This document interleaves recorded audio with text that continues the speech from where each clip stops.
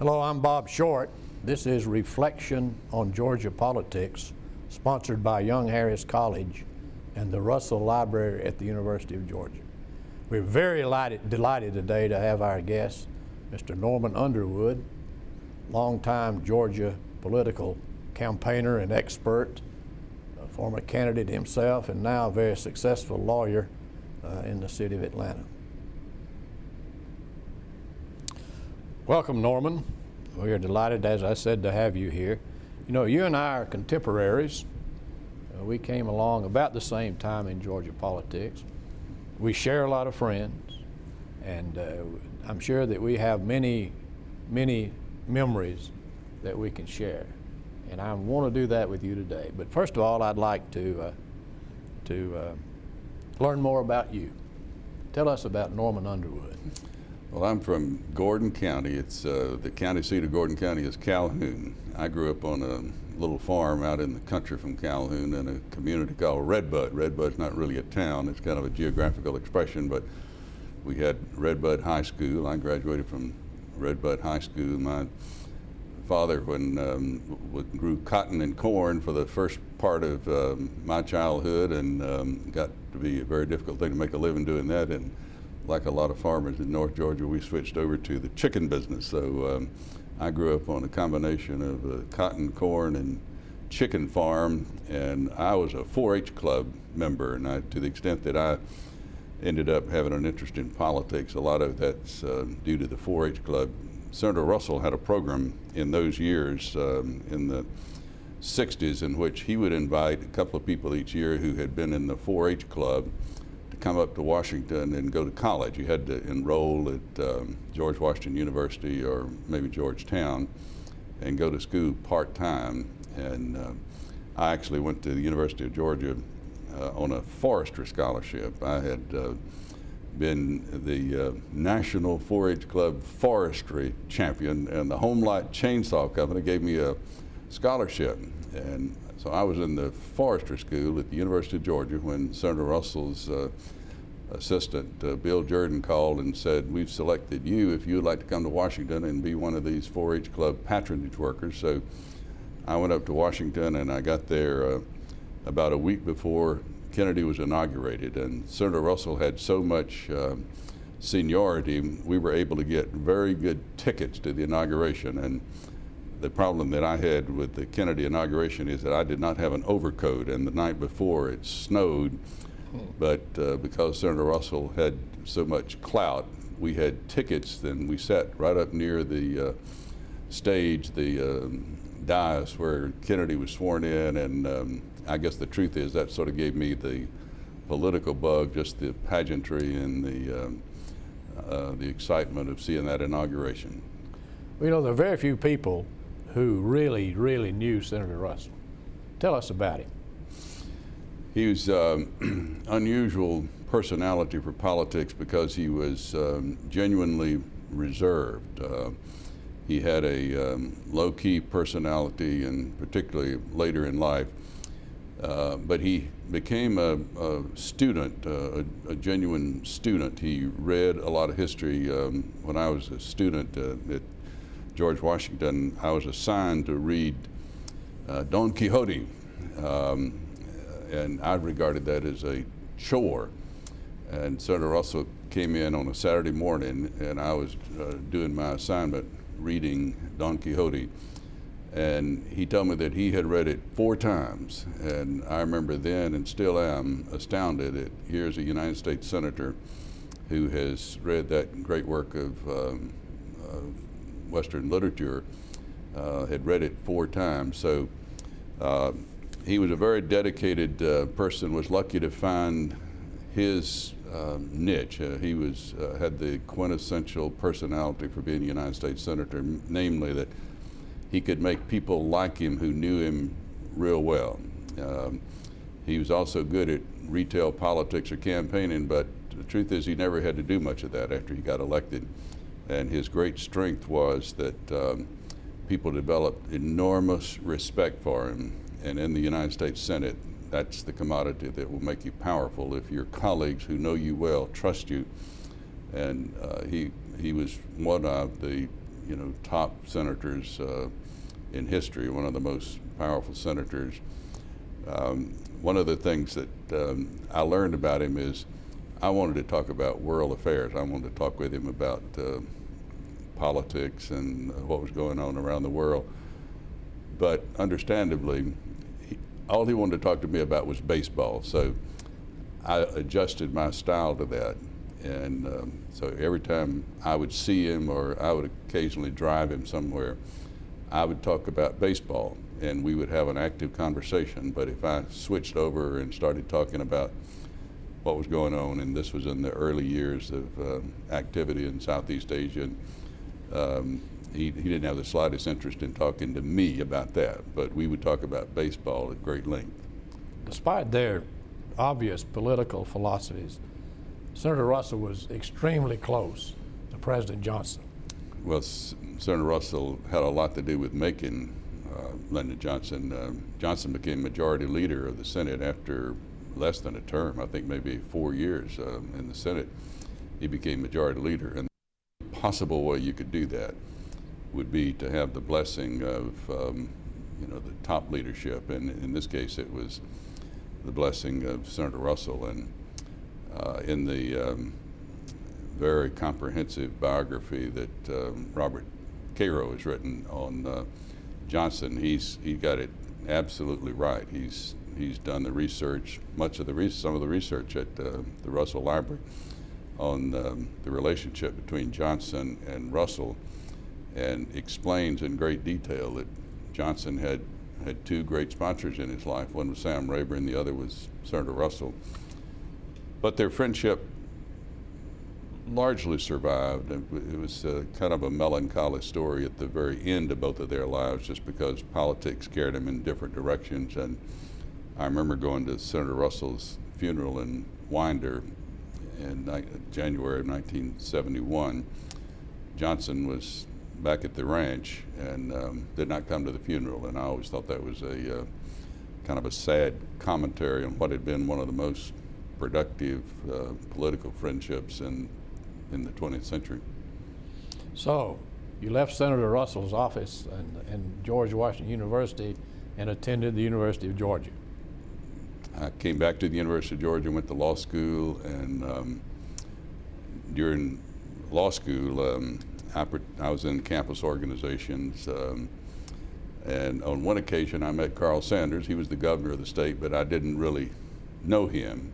But I had, of course, watched his campaign in 1962 when he was elected, and when I got out of law school in 1966, he was getting out of the governor's office and decided to start a law firm, hire a couple of young lawyers, and I was one of those that he hired. And now you've grown into quite a large firm. We've gone to about 650 lawyers, and that's a real tribute to Carl Sanders. There are a lot of law firms in the country, or several law firms in the country, that are as big as we are, that have 650 lawyers, but they're not, I don't know of a single law firm that has grown to that size during the lifetime of the founder of the firm. So that's quite a tribute to him. It is. I recall that 1962 campaign. It was Carl Sanders, a young state senator, taking on a powerful force in Georgia politics, Marvin Griffin. An interesting thing happened there that I thought was of great benefit to Senator Sanders, and that was the demise of the county unit system. Do you recall the county unit system? I do. I learned more about it after it was gone, but I do remember it was a very interesting thing. I think about 130 of our 159 counties had what's called 2 units, and then several counties had maybe 4 units, and then I think there were 6 counties that had 6 units.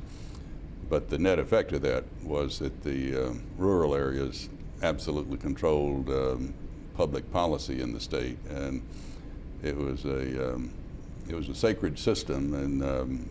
And the Sanders campaign was the first campaign that actually, by the time the election was over, I think the issue was settled. The county unit system had been discarded, but Governor Sanders always says with pride that he would have been elected under either system, even under the old system, he would have been elected as it turned out.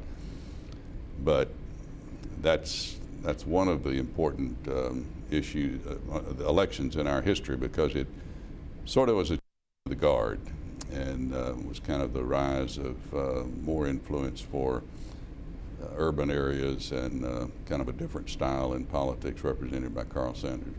And it also brought a new image to Georgia. It did. I think Governor Sanders, his style and the style of his wife, and I think it did have a lot to do with giving Georgia a different image, and that may be one of the real talents that Governor Sanders always had. He's a person with very good judgment, and I think he sort of had an instinct. He's a young man, 37 years old when he ran, but I think looking back on it that he had a feeling that turned out to be absolutely right and necessary, and that was that the time had come for Georgia to kind of move on from its history. We had had a politics that truthfully had always had a dynamic in it that probably can best be characterized as racial, where candidates would try to get elected in part upon the resentments and fears about the future and what was unknown about social issues.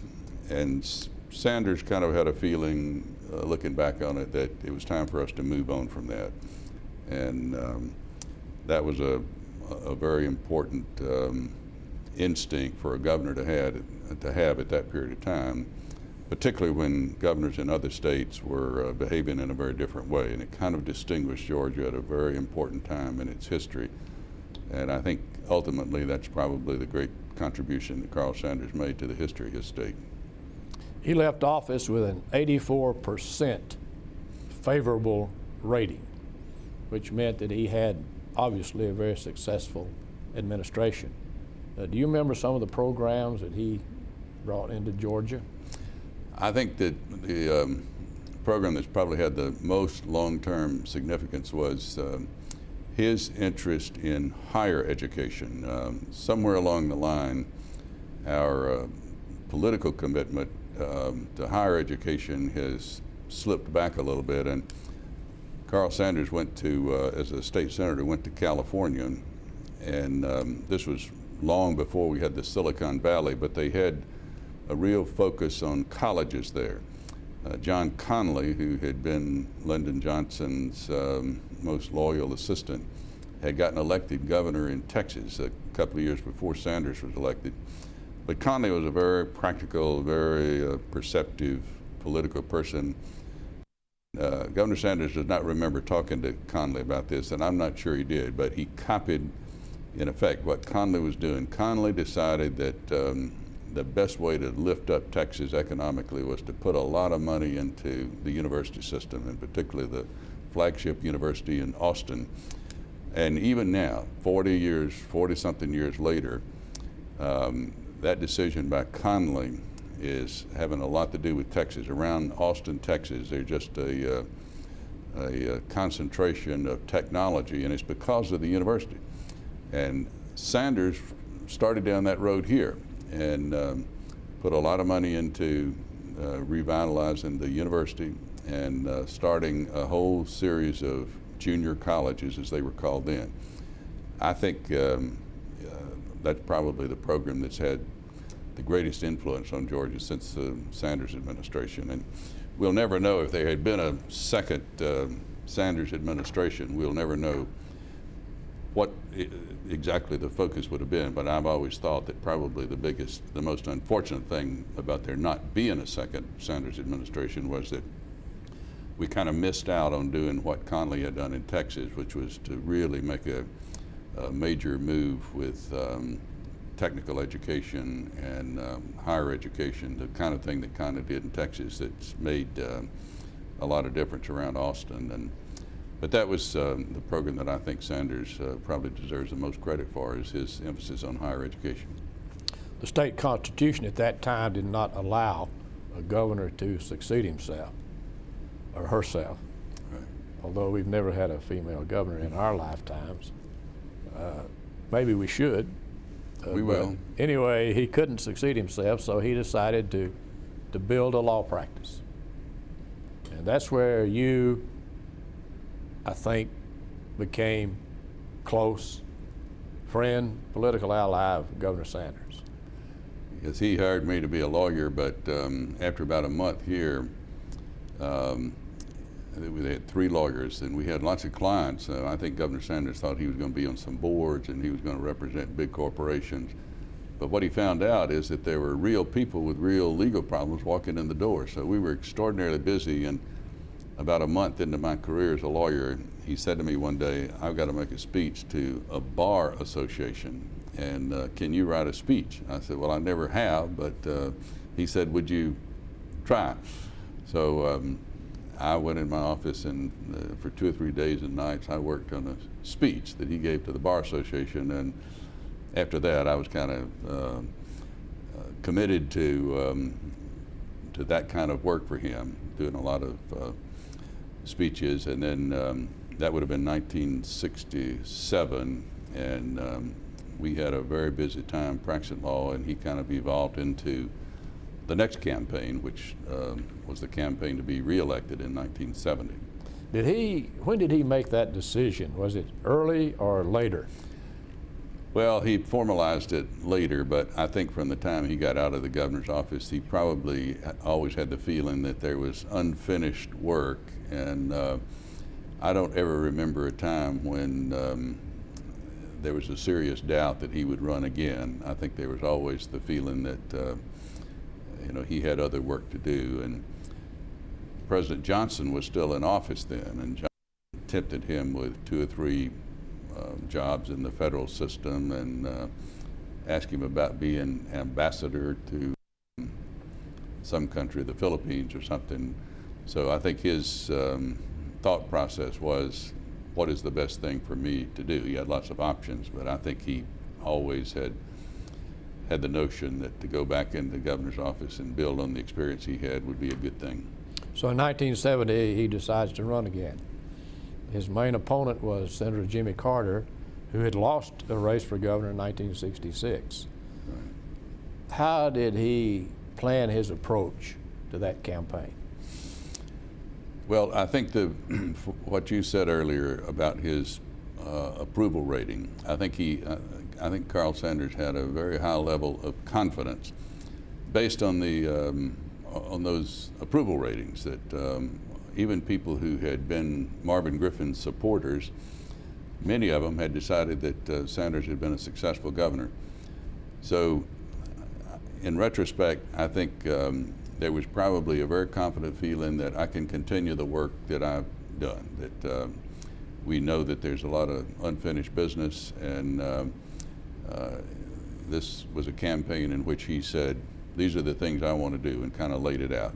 In the meantime, he had an opponent, State Senator Jimmy Carter, who came along, who had run 4 years earlier and had been campaigning the entire time.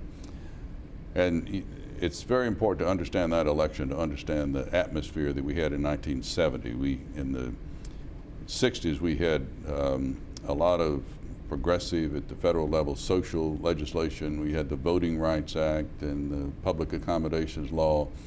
And in the history of the country in the 20th century, it's pretty clear that the 60s was a time of great movement forward. What is clear now that was less clear then is that underneath all of this progress, there was something of a backlash, as there usually is. But just below the surface of the Georgia electorate, there was a kind of a churning resentment against the progress that had been made. And Carl Sanders, because of the image he had and because of his friendship with Lyndon Johnson, who had been the president who brought about most of that legislation, had a vulnerability being associated with that progress. And Jimmy Carter, State Senator Jimmy Carter, understood that very well and played to it and exploited it and won the election. Bill Shipp, who, as you know, is a very famous Georgia political analyst, said this about the Carter campaign, and I'm quoting. He said that Carter ran a campaign that was groundless and vicious. Do you think that's an adequate description? Well, it was a campaign that was vicious in the political sense. Carter, even then, could be a appealing personality. So at the time, it didn't feel so vicious, but you could tell that it was an appeal to not the better instincts of human nature. And there's no question that Senator Carter understood this backlash, understood that if he could use certain symbols to link Carl Sanders with racial progress, that there would be some number of people who would vote against him. And Carter played that, he knew how to implement that strategy very effectively. Governor Sanders chose to take what he called the high road. He refused to respond to any of the charges made by Senator Carter. As it turned out, don't you think that might have been a mistake? Oh, I think it probably was a mistake because, since then we've developed the kind of politics that we've had that characterized the 80s and the 90s and in the new century, but it's very much of a attack, counterattack politics.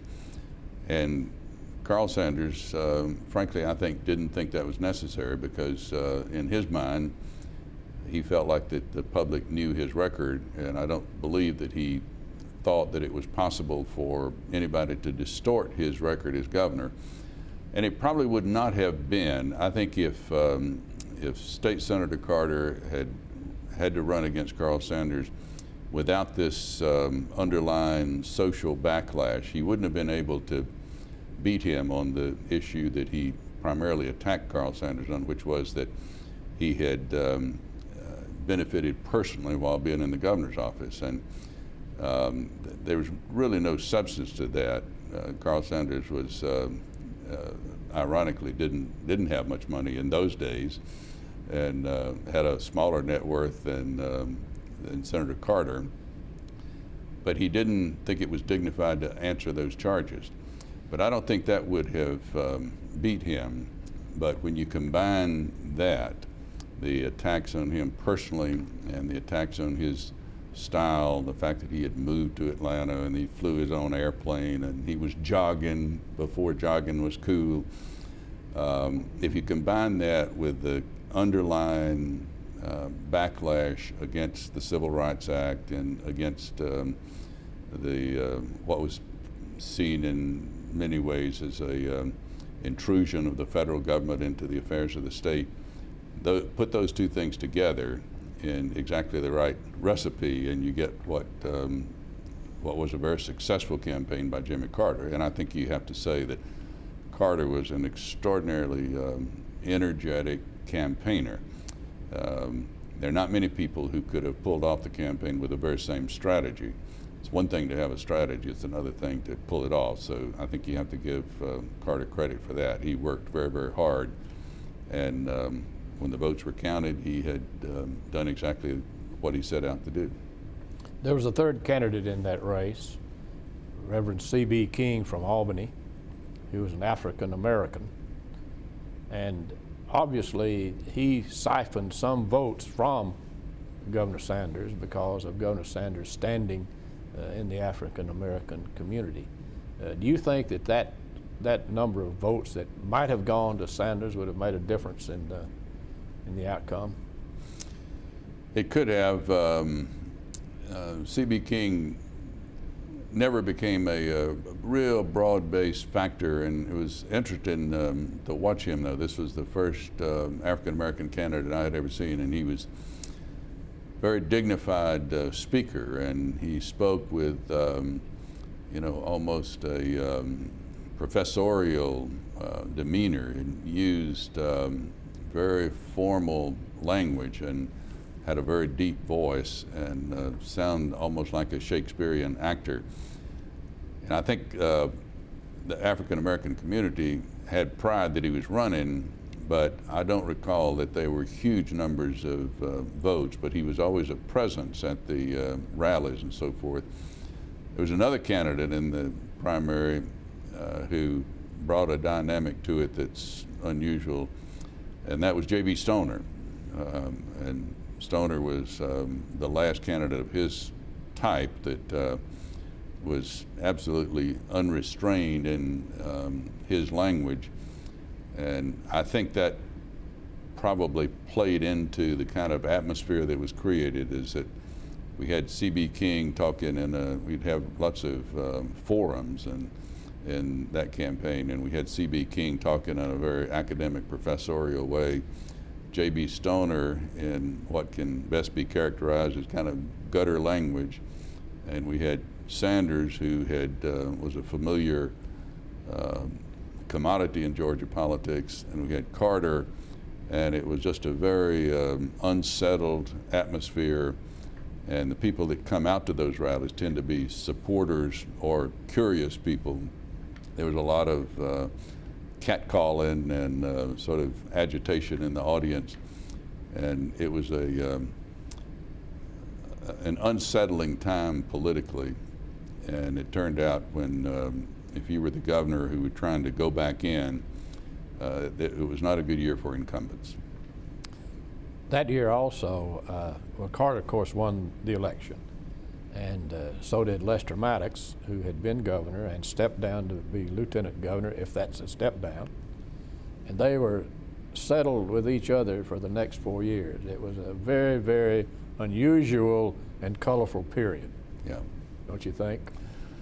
It was. It was an interesting period that provided some of the most interesting anecdotes and episodes in Georgia's political history. And in some ways, they had some things in common. They were both extremely energetic campaigners. And Lester Maddox, while he didn't have the same perspective or education as Jimmy Carter, he had about the same energy level. And Lieutenant Governor Maddox was carrying on when he finished the governor's office. He had a lot of time on his hands, and he participated in a lot of parades, and it's when he really perfected his technique of riding the bicycle backward. And what he devoted a lot of his time to was sort of looking to the future, and it was pretty clear that all the time he was lieutenant governor, he had a plan to run for governor again, to go back into office. And I don't think he knew a lot about the office of governor when he first went in, but like everybody else, he developed a taste for it and liked making the decisions and wanted to go back into the governor's office in the election of 1974. And a lot of his personal time, I think, was devoted to that very course of getting back in the office in 1974. Now, this is a period that I really want to talk to you about, Norman, because one of my favorite people, George Busbee, ran for governor. George Busbee was a friend of yours.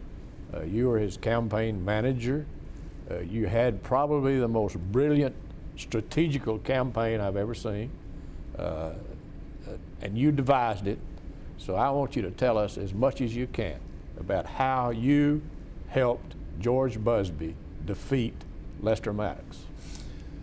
Well, it was pretty clear that Lester Maddox was going to run again, and it was also pretty clear to most any observer that he had a very solid lock on over 40% of the vote. I mean, you know, there was no way that anybody was ever going to keep Lester Maddox from getting 40 to 45% of the vote. The question was, did he have 50%? And the answer to that was going to depend on 50% against whom. And so the issue in the 1974 race essentially was, will there be a runoff? Will the the field of candidates running against Lester Maddox be able to hold him to less than a majority, and then who will be the person to finish in second place. Along the way, though, an interesting thing happened with George Busbee that tells you something about him and about ambition and about politics in general. The Speaker of the House was at that time was a man named George L. Smith, had gone back in as Speaker and was in the Maddox administration a dominant political force because the legislature really began to assert itself and become an independent force, and George L. Smith was a part of that. He was an institutional person. He was only 61 years old, but he had a stroke in the fall of 1973, I think, and died. And George Busbee was the majority leader and kind of the de facto chairman of the Appropriations Committee. Sloppy Floyd was the chairman of the Appropriations Committee, but George Busbee was the person who had handled the budget for several years. So a lot of his colleagues were prepared to vote for him for Speaker. There was another Georgian who was interested in the office of Speaker, who was Tom Murphy. But I remember one afternoon, and shortly after George L. Smith died, George Busbee called me, and we met at some coffee shop. And he and I had been talking about the race for governor. And he said, I got to decide this afternoon whether I'm going to run for Speaker or run for governor. And I remember exactly what I said. I said, well, you can get a footnote in Georgia history, or you can go for the whole page. And he said, I think I'll go for the whole page. And he pretty much made the decision right there in the coffee shop to not run for Speaker, but run for governor. So we started devising a plan for him to run for governor. George Busbee was probably the perfect candidate as it turned out. All of this is much more clear when it's over, but he was probably the perfect candidate to run against Lester Maddox because he was likable and he had a great deal of specific knowledge about the operations of the state government, which Governor Maddox didn't have, even though he had been governor. And George Busbee was, I think, 47 years old, and he was a very nice-looking person and looked good on TV. But the problem was that there was a lot of talented people running in that race. That race, most people who paid attention to politics would reach the same conclusion, is that if you could finish in second place and get to run head-to-head with Lester Maddox, you would have a pretty good, you'd have a chance to win. So Burt Lance, a very distinguished, hard-working, appealing candidate who had been the transportation, I think then we call it the highway commissioner, or head of the transportation department in the Carter years, ran, and he had the support of what most people would call the business community, the establishment, the bankers. He was a banker. The big mules, they're known as. He did. And in addition, George T. Smith got in that race. Another candidate was David Gambrell, who had been appointed to the Senate by Governor Carter, and in the 72 race he had lost but still had political ambition. But here's a person of very considerable ability. And Bobby Rowan. All of those candidates were running in the Democratic primary. And the trick was to try to get in the runoff. And Burt Lance had both the support and some of the liabilities now of many in the Carter group, because Governor Carter had been activist, and there was a lot of benefit to being associated with Carter, but there was also some, as there always is at the end of an administration, you're going to pick up some people who didn't get appointed to what they had hoped they'd get appointed to. And so our strategy basically all along was to try to get one vote more than Burt Lance, and we got a few more than Burt Lance, and then Busbee was able to be in the runoff with Governor Maddox. And I remember that there was one debate, a televised debate between Governor Maddox and candidate George Busbee. And I was still uncertain as to whether Busbee was going to be able to pull this off, because Maddox just had broad support. But in the runoff, or in the initial election, when he didn't get the 50%, then there's usually an assumption if you don't get to the 50%, it's going to be hard. But he had a real shot, and there was a televised debate. And the truth is that George Busbee didn't do a very good job in the debate. He was tired. He had come in from campaigning. The questions were not very sophisticated. But I remember watching it, and I said, Busbee's going to win because he looked like a governor. And Governor Maddox at this point was older. He was, all of his approaches were kind of shop worn. All of his expressions were, well known to people. And I saw that picture of George Busbee on the screen, and I said, I think he's going to win, and he did. Mm-hmm. Workhorse, not a show horse. That was the slogan. That was the slogan, and it fit George Busbee perfectly. And we stole it from Sam Rayburn. Stole it from somebody. I'd like to meet the original person, but the first time I ever saw that was associated with Sam Rayburn from Texas. And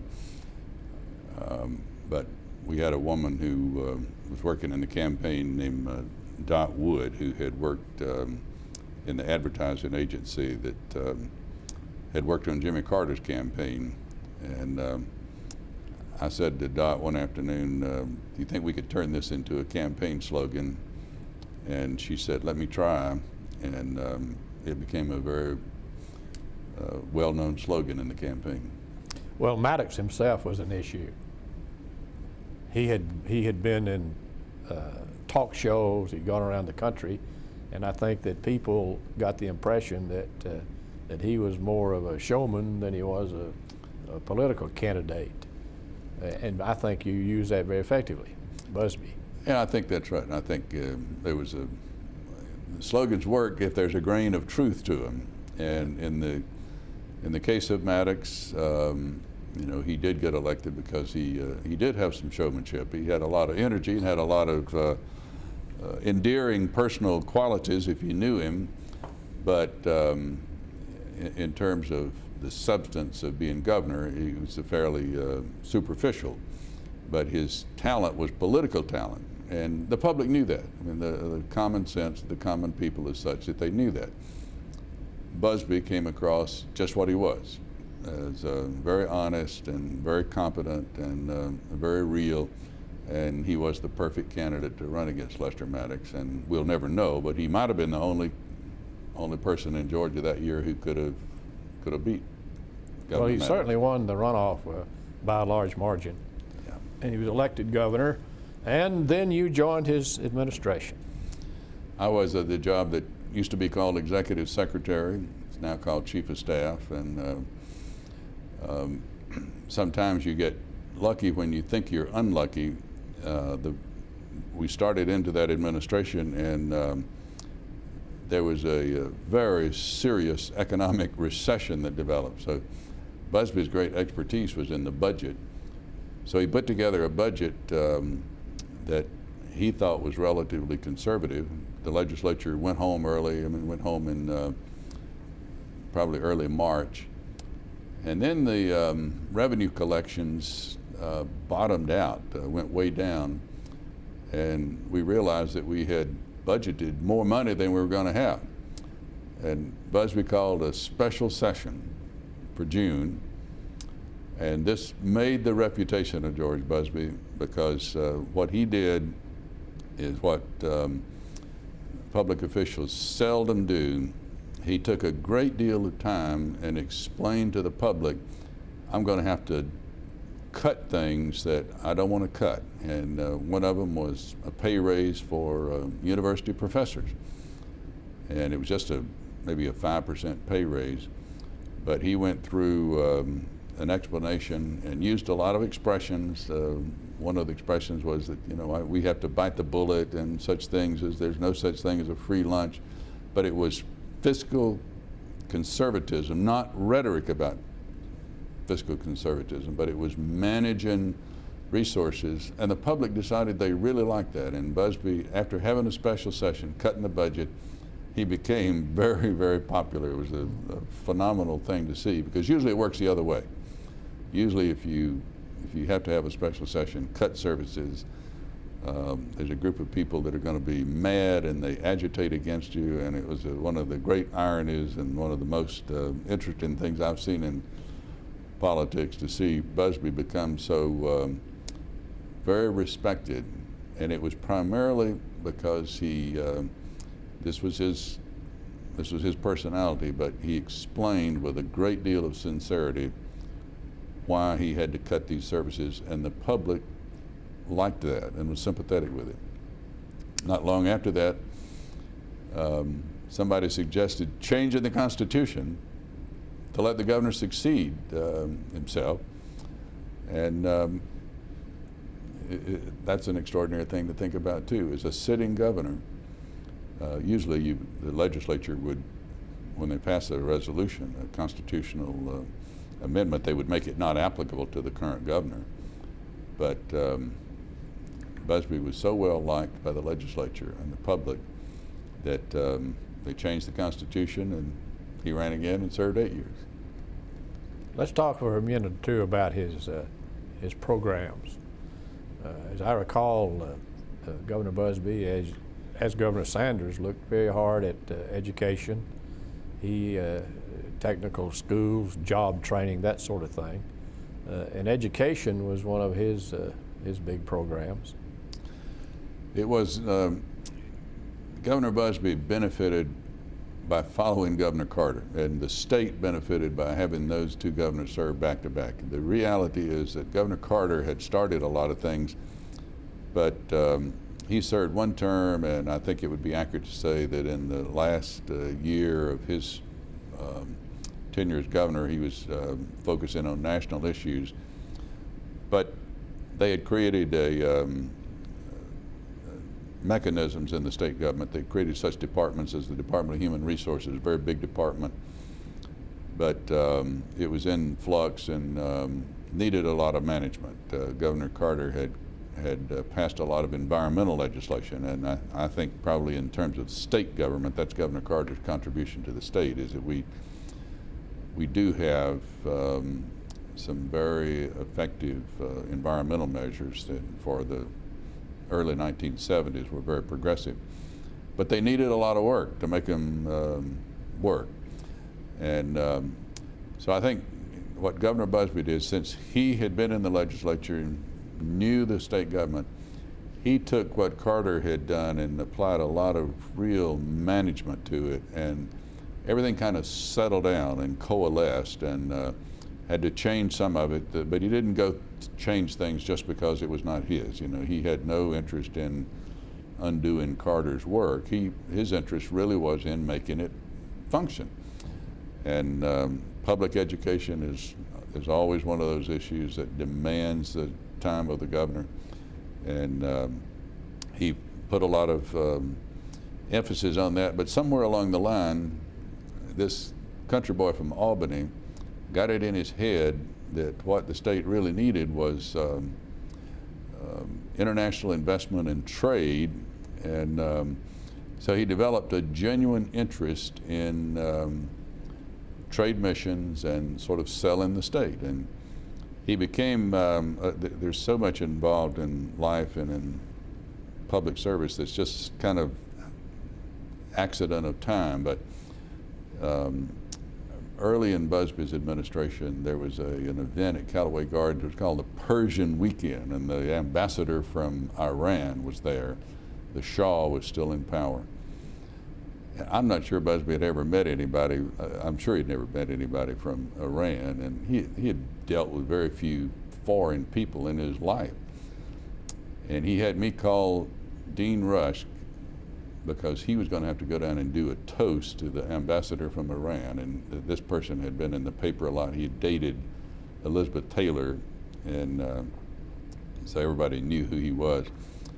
And Mr. Rush came over and told Governor Busbee how to conduct himself in the presence of an ambassador, proposed a toast, and sort of went through the protocol. And that was the first Busbee exposure to somebody from another country. And he liked it, because the same skill that makes people like you in the legislature will make foreign people like you. And that really was the beginning of his interest in exposing Georgia to foreign business people, and became a real centerpiece of his administration. And ultimately probably was his great contribution, was to kind of open up the state to trade. And now we've got one of the biggest, probably the most active ports in the country, and a lot of that came because of Busbee's work around the country selling the state. And international banking, and an international airport. Right. So he did a tremendous job with the trade. But you left the administration before its end and became a judge. I became a judge, and was on the Court of Appeals, and it's a wonderful job, a wonderful court. I was young, and I had been in the governor's office, which is a very intense daily job. So being on the court was a quiet job, and in that job you have a lot of time for thinking, and probably too much time for reflecting. And so we were coming up on 1980, and a very interesting thing happened. Carter, by this time, had become president. Carter made the famous speech in the late 70s about the malaise in the country, about the discontent that was felt by so many people. And that was absolutely true. As you approached 1980, you could tell that people were just kind of not satisfied with what was going on. Carter called it a malaise. You could call it whatever you want to call it, but Herman Talmadge was going to have to run for the re-election to the Senate. And since I had a lot of time on my hand, I would talk to people. If I was in the barber shop, I'd talk to people about how they felt about public policy in the country. And Senator Talmadge, and a very interesting thing I observed was that almost everybody said, well, Herman Talmadge will be re-elected. There's no doubt about that. But I'm not going to vote for him. And what I sensed was that there was just a feeling that we're going to move on. There just needs to be somebody different. So I said, I'm young, and I'm over here on the court, and if I'm going to have to run for something, I'd have to run for judge. I said, I think I'll go run against Senator Talmadge. Problem was, Zell Miller had the same idea, and Dawson Mathis, and the sense that I had that it was going to be a year of change turned out to be right, although not exactly as I had envisioned it, because ultimately, as we know, the Republican nominee, Mac Mattingly, did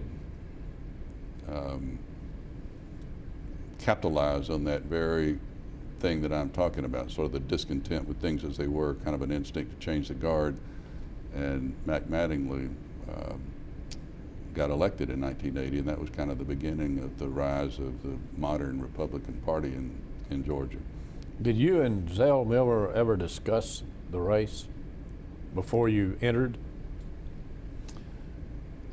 I think we may have talked a little bit, the way people do. I think I probably called him and said, "Are you serious about this?" And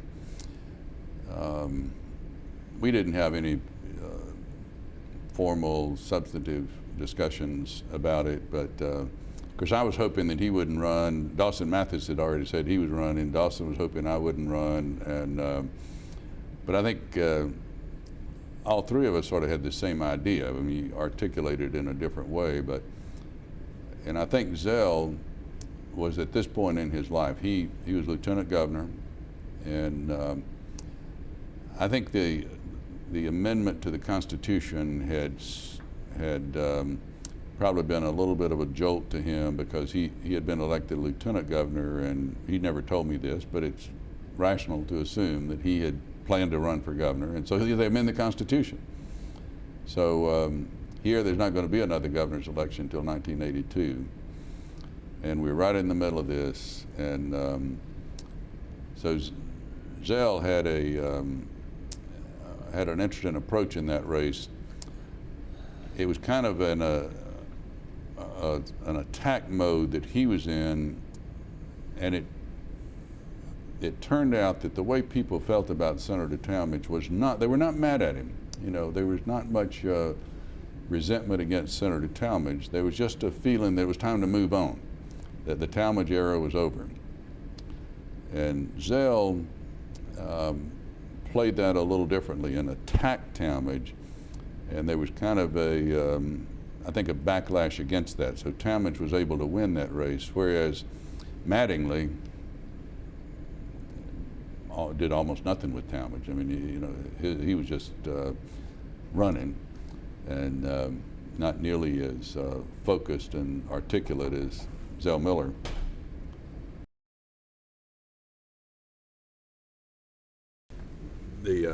One of the things that happened in 1980 that's interesting when we look back on it, Zell Miller, Lieutenant Governor Zell Miller, finished in second place, was in the runoff with Senator Talmadge, and Senator Talmadge won. And it was a brief but intense runoff, and it was a very disappointing experience for the Lieutenant Governor. But I think looking back on it, my observation, he's never told me this, but my observation is that this was one of the most important periods and probably one of the most educational things that Zell Miller ever had. And I'm pretty sure that he would not have been nearly as effective as a governor had he not gone through this disappointing time as a result of the 1980 race. And I know that he got angry with me because in a fit of alliteration, one time I referred to him as Zigzag Zell, and that kind of thing was did not go down well with him at that time. He had a hard time with criticism at that stage in his life and in his career. But he was always very civil and very courteous to me, even in the campaign context. And he didn't have to attack me because he was much better known than me. It would have been bad strategy for him to attack me back. So I just attacked him with impunity, as we would say. But after the race was over, I would see him for a few months, and he was always cordial, but he was kind of formal. So years went by, and we're coming up on 1990. This would have been in 88 or 9. He called me one morning and wanted me to meet him for breakfast at a hotel. And it was one of the most interesting conversations I ever had with a public figure, because he said, "You have seen me at my worst, but I want to run for governor, and I want you to help me, and I want to be a different kind of candidate this time." And I knew right then that he probably was going to win, because he had himself, not some consultant, but he had himself analyzed what went wrong and analyzed his own personality and realized that he had had an edge in that 1980 campaign, and he took it too seriously, and he had not had the support of the business community. The business community was not comfortable with him then. He had figured out that he needed the business community, and he was taking an entirely different approach. And that approach carried him to the win, and then carried him through the election. Through his administration, and made him, one of the most effective governors we've ever had. But I'm pretty sure that a lot of that effectiveness went back to the disappointment he had in the 1980 race, when we had a free-for-all to try to get to run against Senator Talmadge. And of course, it turned out to be, the frustrating thing about that from my standpoint is that what I was sensing as we approached 1980 turned out to be right. I mean, it was a time of great change. It was a changing of the guard, and I had no idea that Ronald Reagan would wind up being elected, but that was the effect of it, the melees, the discontent that I was getting from people in the barbershop when they were telling me that they were not going to vote for Herman Talmadge, but they were pretty sure he was going to win. That discontent turned out to be nationwide, and Ronald Reagan was elected, and that was the beginning of the so-called Reagan Revolution. So it was a very pivotal year in our political history. Norman, it's always fun for people like you and me who enjoy politics and campaigns to look back.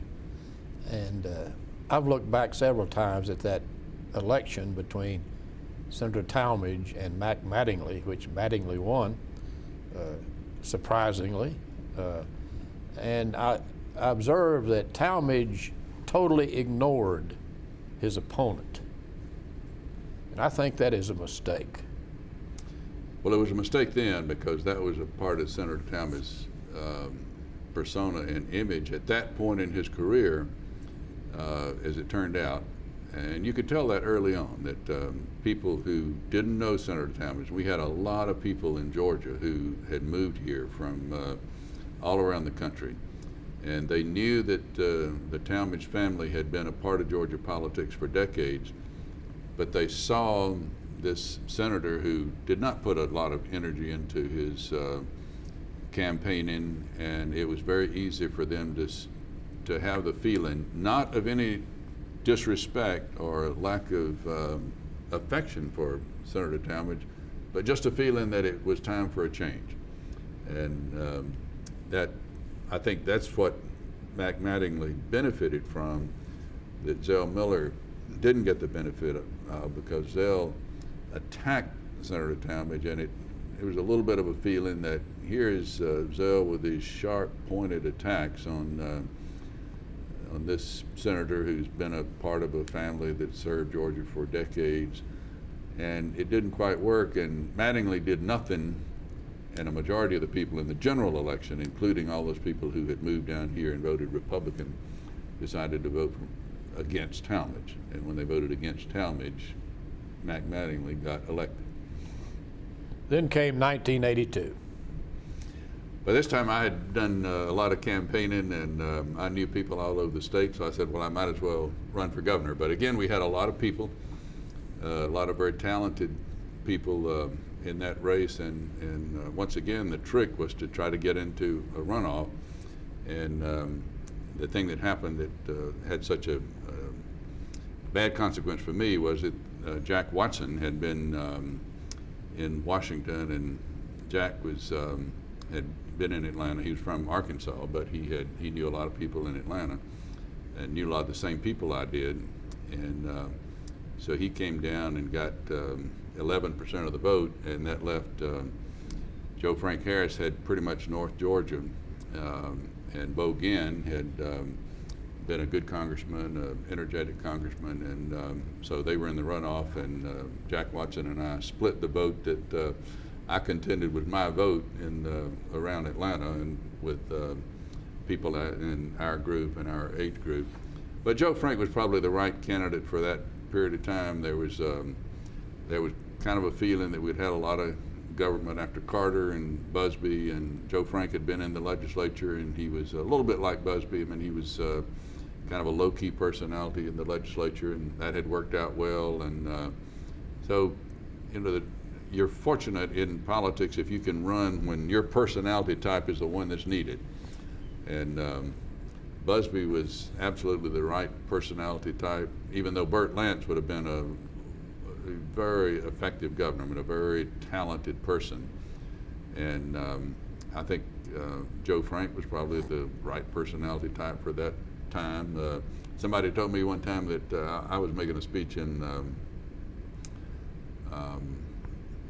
Gainesville or somewhere, and somebody said, you know, we don't have that many problems, you know, that they just didn't want to hear that much about it. Yeah. It's hard to find your niche when there's a big number of candidates. There are a lot of people, and yeah.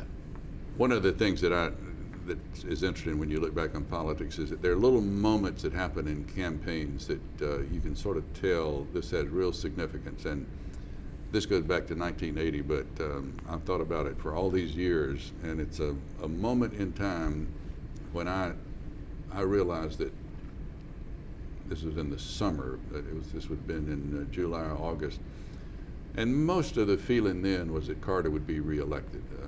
It's hard to beat an incumbent president. But I was making a speech in either Ringgold or well, it was a North Georgia town, and it was to one of these small civic clubs, like an Optimist Club or a Lions Club or something. There were only about 20, 25 people there. But not very long before that, we had the hostages in Tehran, and President Carter and the military had an operation to try to rescue the hostages, and they sent some helicopters across the desert in Iran to try to rescue them. And they ran into storms, and the helicopters crashed. So I was making a speech in this little Optimist Club, and I got finished, and I said, you know, anybody got any questions, any comments or anything? And I had been saying, you know, there was some things wrong. And there was one guy stood up and said, we can't even get 3 helicopters across the desert. And everybody applauded. You know, this was a direct criticism of the United States military, and everybody in that little civic club applauded. And somehow that just was a jarring thing. And I said, you know, President Carter is going to lose, because if you've got people like this applauding the idea that you know, our performance is just not good, and that turned out to be right. So you have these little moments that come up in campaigns when you think back on it that are, you know, are highly significant. Did you devise the strategy for your race for governor, being the strategic guy you are? Well, the problem that I had was that I couldn't say too much about how the state was messed up, because I had contributed to the status that it was in. So my strategy was to summon the state to a higher ground, to say that we need to go in this direction, and to try to make the point that the caliber of the public service and the quality of the government and the decisions that are made with the budget have a lot to do with where the state goes. And I think, as it turned out, and my idea was to just outwork everybody, to go to every single county, to meet a lot of people.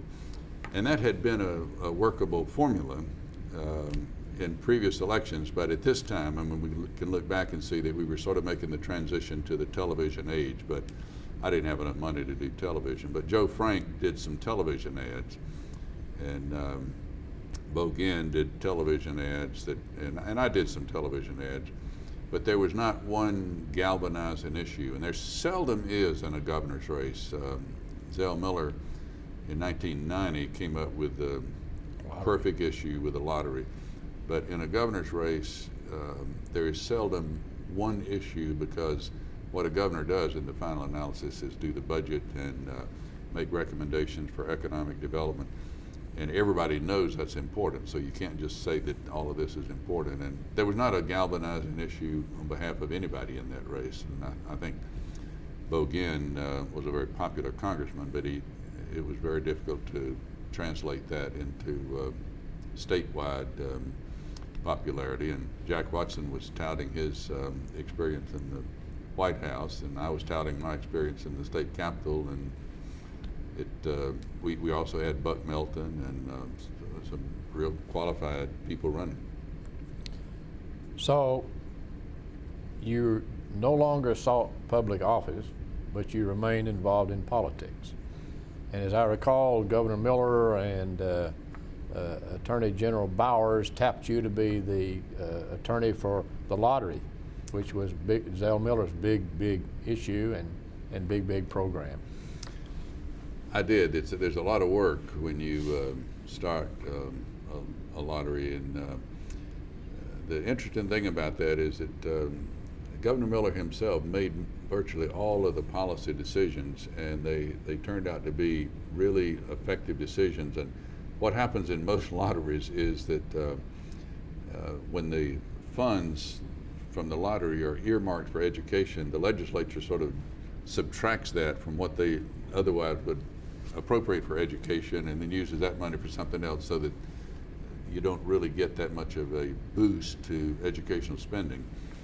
And Governor Miller came up with a mechanism to prevent that, and came up with a program, the Hope Scholarship Program, one of the most acceptable and one of the best public policies that we've ever had in the state.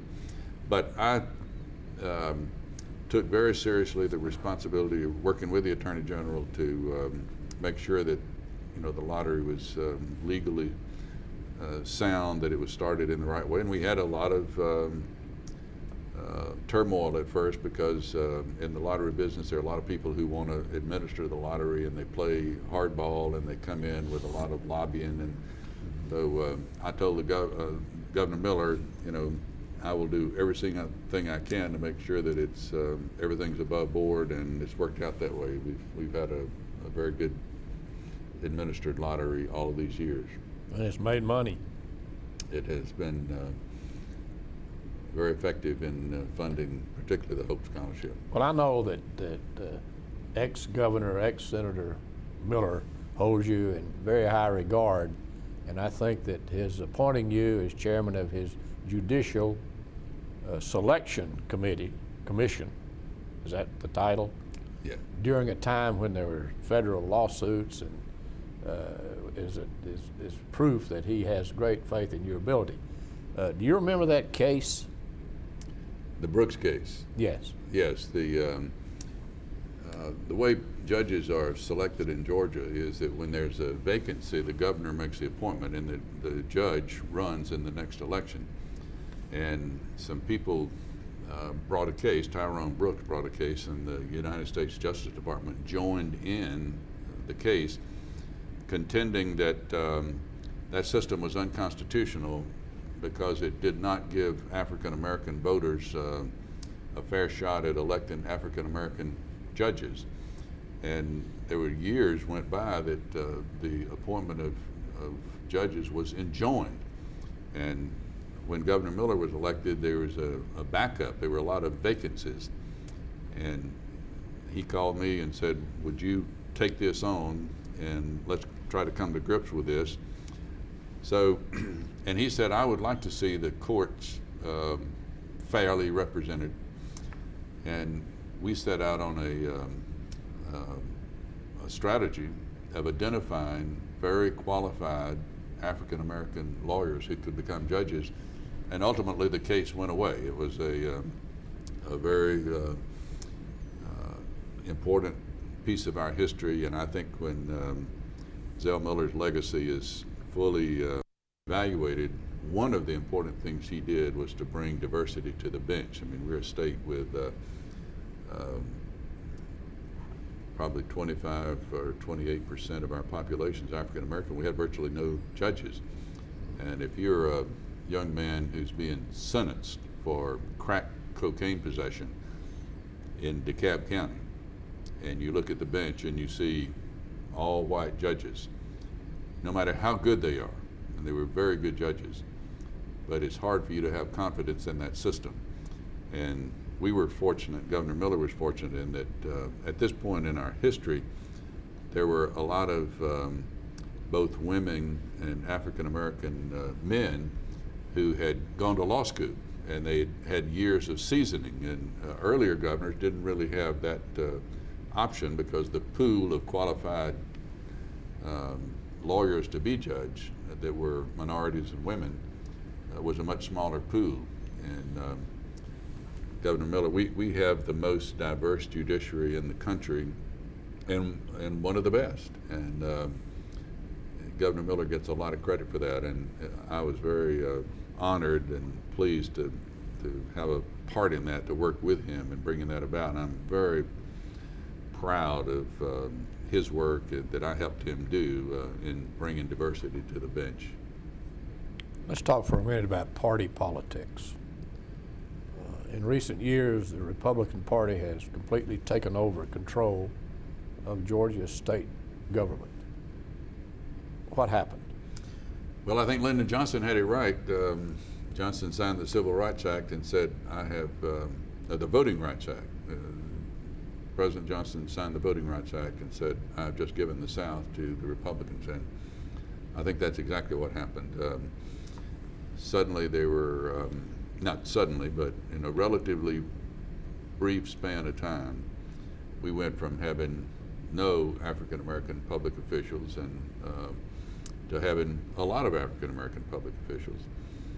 And people are very wise about politics. In the Nixon administration and then in the Reagan administration, people in the Justice Department figured out that you could do God's work by having a strategy to make African American votes count in redistricting. And the practical effect of that would be that you wind up with white districts and you're certain to get white candidates. So we stopped having the kind of compromise that had always characterized our politics in the South, because before this period of time, if you were in the legislature or the Congress, you served a district that had a lot of African Americans, a lot of conservative, probably farm people up until the real growth in urbanization. So you had to be like Phil Landrum and John Davis and the people that we had in Congress, a moderate, a compromising sort of candidate. But the Republican Party, to their great credit, figured out if you have white districts and black districts, then you can be very ideological. And they do the arithmetic, and there are a lot more voters in our state who are conservative in orientation, and they did the analysis and the hard work, and they have ended up in solid control at the congressional level and at the state level. And it's a product of all of those policies, but the fundamental policy that headed us in that direction was the Voting Rights Act, which produced a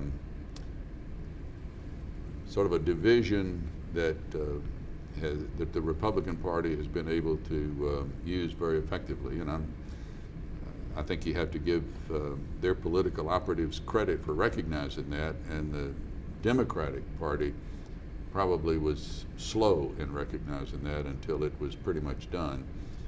And in some states, North Carolina is a good example where the state went pretty much Republican, and then you get the follow-up. You get Democrats who had let that happen get very energetic and active, and then they sort of reverse that trend. And North Carolina now has a Democratic governor, and we'll end up with a competitive two-party system. But right now, the Republicans are very much in control. Some disenchanted Democrats think the state party relies too heavily on African American votes and labor support. Do you think that is a factor in losing? I think it is. I think the state party has not been able to keep at the forefront what we used to call the moderate Democrats. I mean, George Busbee types, maybe Zell Miller types, and but the Voting Rights Act is what has brought that about. We've got a very large African American delegation, and they have become more familiar with the legislative process. They assert themselves more, they make more speeches, and it's just a natural process that the Democratic Party gets more identified with people who are in the party, who are taking high-profile positions and speaking. And I don't think anybody's sat down and said, we're going to be the party of African Americans and labor, but it just evolved that way.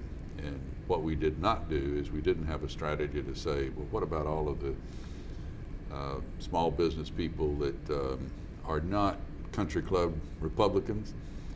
And what the Republican Party did was figure out that they were not going to achieve this dominance with the traditional country club profile, and they used the social issues, the so-called wedge issues, the abortion rights, and all of those issues that appeal to the conservative instincts in the South, and they've kind of emerged as a dominant force because of that, because they've learned to use those wedge issues and those social issues, whereas historically, as at the grassroots, meaning the country club grassroots, they were dependent on economic issues, and the Democrats always beat them on those issues. But when they got to the social issues, they couldn't. Most states require party registration. We don't. Should we? Probably. I think in the South, they're just kind of a independents, or a lot of the voters would have the orientation that I'm going to vote Republican this year, but I don't know about next year, and I want the discretion and the freedom to go vote in that other primary if I want to. And I think that's kind of a independent streak that goes with us. It's so I think our history will probably not make it very good politics ever to advocate that. You've had a wonderful career in law and in politics. As you look back over that career, what is your biggest accomplishment? Well, I think the thing that I'm going to be proudest of for probably the longest period of time is that I think will have the biggest impact is working with Governor Miller on the judicial appointments and kind of heading the judicial system in a different direction, because that has real implications for the state, and most states would like to have a judiciary that's as diverse as ours. So that was a very significant development that Governor Miller gets all the credit for, but I'm very proud to have had a role in that. And then the work with George Busbee, and George Busbee was just such a pleasant and appealing person to work with. And then my longest association has been with Carl Sanders, a person who started the state in the direction, and he has been my mentor as a law partner, and undoubtedly the single biggest figure in my life outside of family. So I'm very proud to have made that association, to have had his respect during all of the years as we have worked on political issues and legal issues, and developed some new law and some things that will last longer than me and our law firm, and that's a source of real satisfaction to have had those relationships. Your biggest disappointment? Well, at the time, the biggest disappointment was not being able to succeed on what I thought was a successful plan in 1980, because I think I did have the right idea, and I was not able to implement it, and it turned out that it was a year of change. I thought somebody new was going to get elected, and I was hoping it was me. And when you're at that age, that's disappointing for a while, but you get over those sorts of things, and all of those experiences I've been able to use. And one of the things that I got out of that is after the 1982 campaign, I had a lot of time on my hand because I'd been out, making speeches. So I developed some habits of reading with a lot more seriousness and in depth. And so I would read 20th century history, and I would read about the political developments. And having done that, it became very familiar to me. And to read about the New Deal and what Roosevelt was going through, and to recognize the politics that he had to implement, having worked in the Capitol, and I could relate to having, putting those coalitions together.